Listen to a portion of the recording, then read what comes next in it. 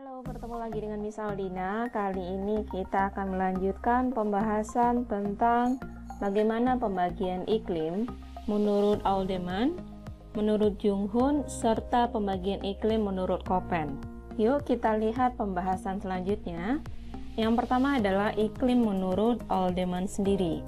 Iklim menurut Alderman diklasifikasikan berdasarkan banyaknya curah hujan yang turun di suatu wilayah, baik itu bulan basah, bulan lembab, dan bulan kering secara berturut-turut yang dikaitkan dengan sistem pertanian di daerah-daerah tertentu.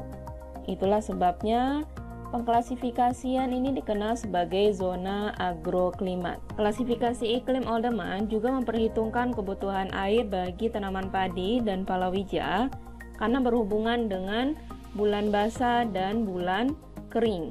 Bulan basah dan bulan kering menurut Alderman, bulan basahnya lebih dari 200 mm per bulannya, sedangkan untuk bulan kering kurang dari 100 mm per bulannya. Pembagian bulan basah dan bulan kering ini bisa dilihat pada pembagian iklim Alderman berdasarkan piramida ini.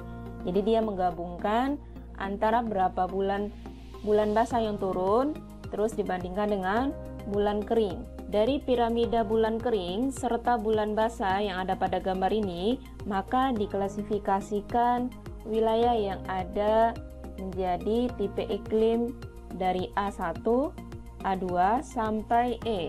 Sistem klasifikasi iklim Alderman ini ditujukan pada bidang pertanian, maka sangat cocok untuk diperhatikan di Indonesia. Kenapa? Mengingat sebagian besar penduduk Indonesia bermata pencarian sebagai petani. Jadi, acuan dari iklim Alderman ini bisa diterapkan oleh para petani dalam melakukan penanaman baik itu padi ataupun palawija di daerahnya masing-masing. Berhubungan juga dengan kondisi cuaca dan iklim di wilayah yang ada, baik itu pulau yang besar ataupun pulau yang kecil. Yang kedua, kita akan membahas iklim menurut Junghun, di mana iklim Junghun ini dia merupakan peneliti Jerman yang meneliti wilayah Jawa dan Sumatera tentang botani dan vulkanologi. Botani artinya dia meneliti tentang tumbuhan serta ketinggian suatu wilayah. Jadi dia mengaitkan apa hubungan vegetasi yang ada dengan ketinggian suatu tempat. Bisa dilihat pada gambar bahwa Junghun membagi wilayah berdasarkan ketinggian dan tumbuh-tumbuhan menjadi 4. Daerah panas, daerah sedang, daerah sejuk, dan daerah yang dingin. Yang pertama, untuk daerah panas dengan ketinggian 0 sampai 600 meter di atas permukaan laut, ini cocok ditanam berbagai jenis tumbuhan berupa padi, kelapa, karet, tebu, jagung. Untuk yang kedua, tipe iklim daerah sedang dengan ketinggian 600 sampai 1500 di atas permukaan laut. Ini untuk suhunya, apa aja tumbuhannya yaitu tembakau, kopi, coklat, dan padi. Jadi padi juga bisa ditanam di daerah sedang ya, dengan cara sistem terasering. Yang ketiga, daerah sejuk, ketinggiannya 1500 sampai 2500 meter di atas permukaan laut, yaitu hutan tanaman industri, sayuran, kopi, teh, dan kina. Yang keempat, daerah dingin. Nah, di sini tidak ada tanaman budidaya. Biasanya yang bisa hidup di sini adalah berupa lumut saja. Selanjutnya, iklim menurut Köppen. Klasifikasi iklim menurut Köppen menggunakan sistem huruf, di mana huruf pertama dalam sistem ini terdiri atas 5 huruf kapital yang menunjukkan karakter suhu dan curah hujan yang ada di masing-masing wilayah. Jadi Köppen ini dia membagi klasifikasi iklim di permukaan bumi menjadi 5 tipe iklim. Yuk kita lihat dari tabel ini, ada tipe iklim A, tipe iklim B, tipe iklim C, tipe iklim D, dan tipe iklim E.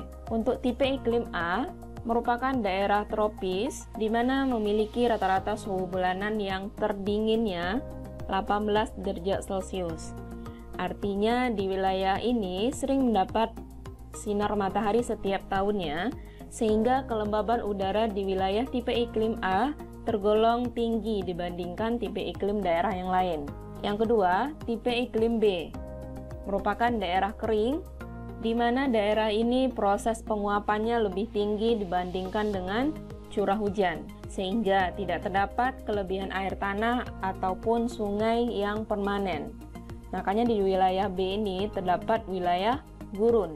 Kalau stepa itu berupa padang rumput. Yang ketiga adalah tipe iklim C, merupakan daerah sedang, di mana wilayah ini memiliki rata-rata suhu bulanan min 3 derajat Celcius sampai 14 derajat Celcius. Paling tidak, ada satu bulanan yang suhu rata-rata bulanannya melebihi 10 derajat Celcius.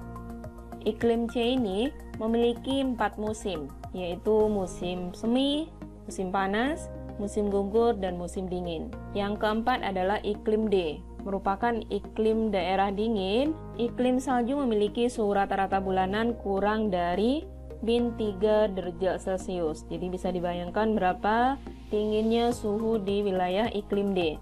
Apalagi untuk tipe iklim wilayah E, berupa tundra dan salju abadi yang terdapat di kutub, baik kutub utara ataupun kutub selatan, dengan ciri-ciri wilayah suhu terpanasnya kurang dari 10 derajat Celcius. Selain itu, di iklim E, musim panas pada daerah ini tidak jelas karena sudut dari rotasi bumi mengakibatkan wilayah kutub utara dan kutub selatan sedikit mendapat sinar matahari. Dari pembagian iklim yang sudah kita pelajari, baik itu iklim matahari, iklim Smith-Ferguson, iklim Alderman, iklim Junghun, serta iklim Köppen, dapat kita hubungkan dengan jenis tumbuhan yang hidup di beberapa wilayah. Untuk wilayah tropis dan subtropis, ada beberapa jenis tumbuhannya, berupa padang rumput, bisa berupa gurun, dan bisa berupa hutan hujan tropis atau hutan basah. Untuk di wilayah subtropis sampai sedang, banyak terdapat